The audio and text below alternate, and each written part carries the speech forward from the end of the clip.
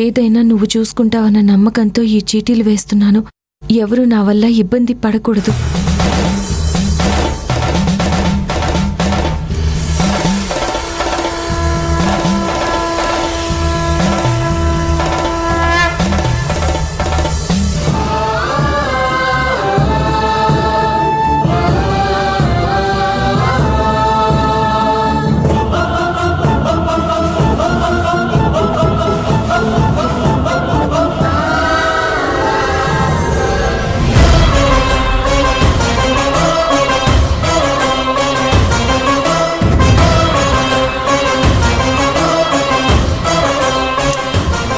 ఏంటి తారక్ సార్ ఇది? బడిత పూజతో భయపెట్టాలనుంది. అంటే మా ఊళ్ళమ్మ తల్లి చెప్పినట్టే నువ్వు చెయ్యాలి. తప్పదా తారక్ సార్? నేనంటే నా మాట వినవు. మా ఊళ్ళమ్మ తల్లి మాట వినకపోతే బాగుండదు కదా. వెళ్ళు వెళ్ళు నీలవేణి.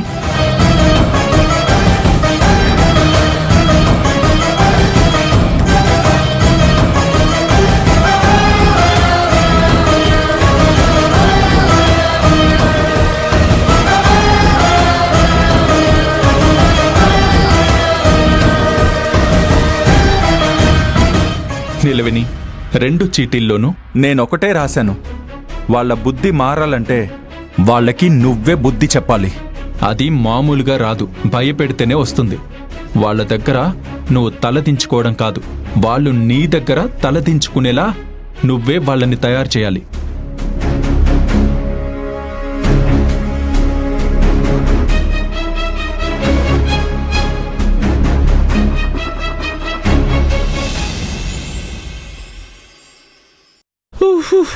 మంట మంట.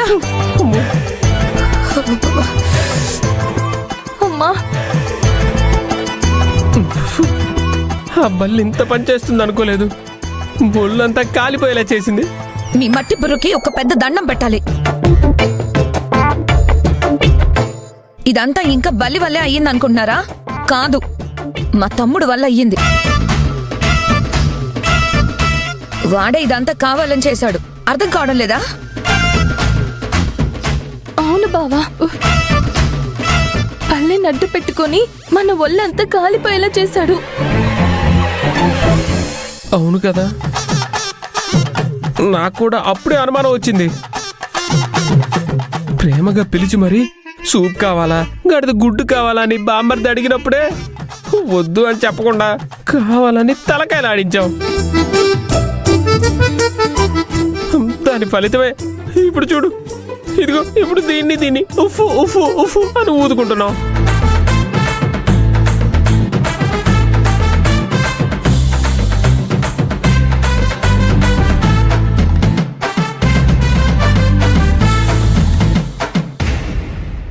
ఏమైంది? ముగ్గురు తెగ కింద మీద పడిపోతున్నట్టున్నారు. ఏం చెప్పాలి అత్తయ్య గారు, మీ ముద్దుల పుత్రరత్నం మా ముగ్గురికి గట్టిగానే స్పాట్ పెట్టాడు. అంటే బల్లిని అడ్డం పెట్టుకుని సూప్తో మా ఒళ్ళంతా బర్నింగ్ అయిపోయేలా చేశాడు. అమ్మా, మా బర్నింగ్ గురించి పక్కన పెట్టు. ఎల్లుండా ఆ ఫార్చ్యూన్ మ్యాగజైన్ వాళ్ళు వస్తే వాళ్ళ ముందు మన పరువు బర్న్ కాకుండా మనం కాపాడుకోవాలి. నువ్వు దేని గురించి మాట్లాడుతున్నావు? ఇంకా దేని గురించి అమ్మా? CEO వేషం కట్టిన ఆ పని మనిషి నీలవేణి గురించి. అవునమ్మా, ఆ మ్యాగజైన్ వాళ్ళొస్తే మన ఇంట్లో పని చేసే పని మనిషి ఒక సీఈఓగా వాళ్ళ ముందు ఇంటర్వ్యూ ఇవ్వడానికి కూర్చుంటుంది. అది చూస్తే ఈ మంట కన్నా నా ఒంట్లో 100 రెట్లు మంట పడుతుంది. మీరు చెప్పింది నిజం. మ్యాగజైన్ వాళ్ళ ముందు నీలవేణి పని మనిషిగానే ఉండాలి. ఈ ఇంటి మనిషిగా కాదు, కంపెనీ సీఈఓగా కూడా కాదు, కేవలం ఒక పని మనిషిగా మాత్రమే ఉండేలా చెయ్యాలి. ఏంటో అత్తయ్య గారు, మనం అది చేయలేదు ఇది చేయలేదు అని అనుకోవడమే గాని ఏ ఒకటైనా జరిగిందా?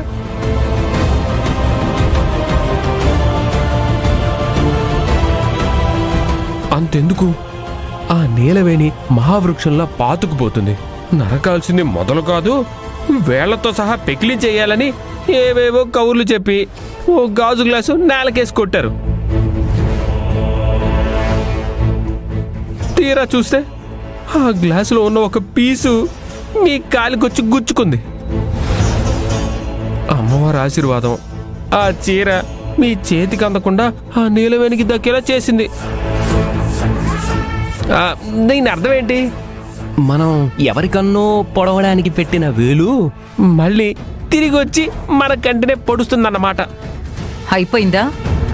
నీ ప్రసంగం అయిపోయిందా? కాస్త సంధిస్తే చాలు చాట భారతం చెప్పుకుంటూ పోతావు. అమ్మా, మా ఆయన గురించే పక్కన పెట్టమ్మా. ఆ నీళ్ళవేడి విషయం ఏం చేద్దాం? కథ ఒక ఊహించని మలుపు తీసుకోబోతోంది. ఒక అనూహ్యమైన మెలిక పడబోతోంది.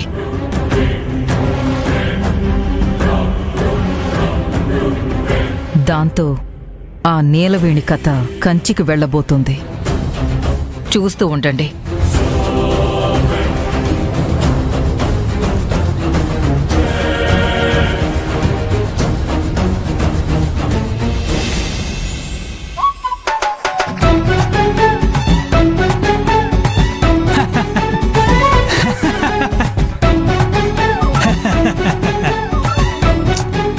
ఎందుకన్నా అంతలా నవ్వుతున్నావు? పాపం నీకెంత కష్టం వచ్చింది నీలవేణమ్మా. కదన్నా, కాంచనమ్మ గారిని, నిమిష గారిని, కోటి అయ్య గారిని బడిత పూజ చేసి భయపెట్టాలట. ఆ భయంతోనే నా చీర నేను బాగా తయారు చేయించుకోవాలట. ఆ మా ఊళ్ళమ్మ తల్లి నాకు ఇలాంటి ఆజ్ఞ ఎందుకు ఇచ్చిందో నాకు అస్సలు అర్థం కావడం లేదు. అది అమ్మవారి ఆర్డర్ కాదమ్మా, చిన్నయ్య గారు ఆడుతున్న చిలిపి నాటకం. అది నీకు అర్థం కావడం లేదు అంతే. ఏంటన్నా ఏదో అంటున్నట్టున్నావు? అదేనమ్మా, అమ్మవారు ఆజ్ఞాపించాక అది పాటించాలి కదా. తారక్ సార్ కూడా అలాగే అంటున్నారు. కానీ నాకేం చేయాలో అర్థం కావడం లేదు. ఇందులో అర్థం కాకపోవడానికి ఏముంది? అమ్మవారు చెప్పిన తర్వాత చేసి తీరాలంతే. నేనేమైనా సాయం చేయమంటావా? సాయమా? ఏం సాయం? ఏం లేదు, పడితే పూజ చేయాలి కదా. దానికోసం స్టోర్ రూమ్లో ఒక పాత కొరడా ఉన్నట్టుంది, అది తీసుకురానా? అన్నా, నువ్వు కూడా ఏంటన్నా? వాళ్ళని నేను భయపెడితే సరిపోతుంది, బాధ పెట్టాల్సిన అవసరం లేదు.